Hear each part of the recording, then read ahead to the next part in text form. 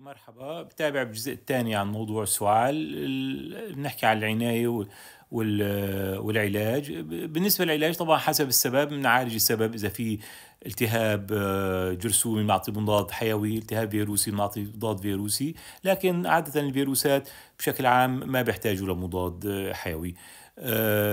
شيء ثاني، ممكن نعطي إذا في قلس، إذا في قلس معدي مريء بنعطي مضادات الحموضة وحمية بتساعد، هي بتخفف من السعال.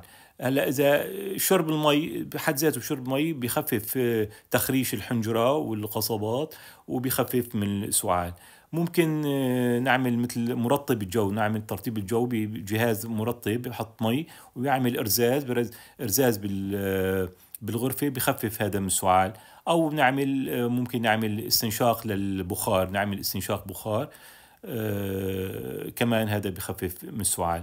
الشيء الثاني، نتجنب طبعا المخرشات، التدخين، أمشي بعد التدخين، مخرشات، المحسسات الثانية، العطور، الغبار، تجنب الغبار،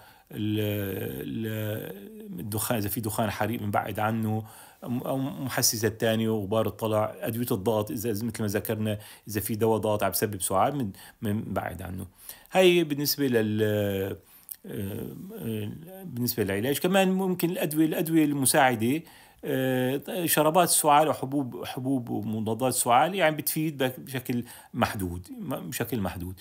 افضل شيء مثلا ممكن الواحد ياخذ معلقه عسل، يشرب ياكل معلقه عسل، بتخفف الاحتقان وتلين الحنجره، وبتساعد بتخفف السعال.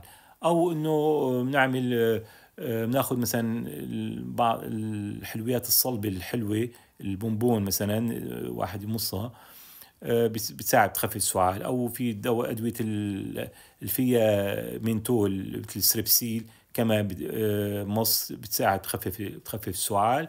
او ناخذ مشروبات ساخنه، شاي مثلا فيه مع عسل، كمان بيهدي بخفف من السعال.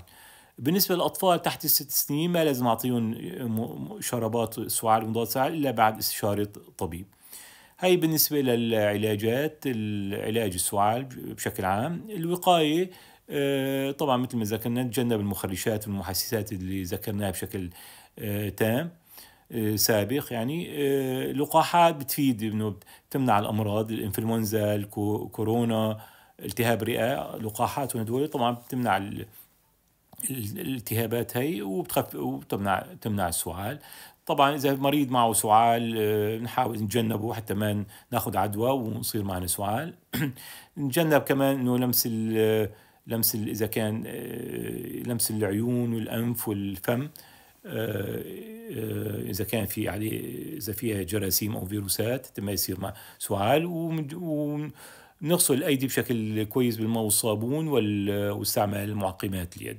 هاي كلها عبارة نعم اشياء وقائيه لتخفيف او تجنب السعال. ان شاء الله يكون الموضوع عجبكم ومفيد، ويا ريت تعملوا مشاركة الفيديو ليصل اكثر عدد ممكن، وعمل متابعة، وشكرا لكم.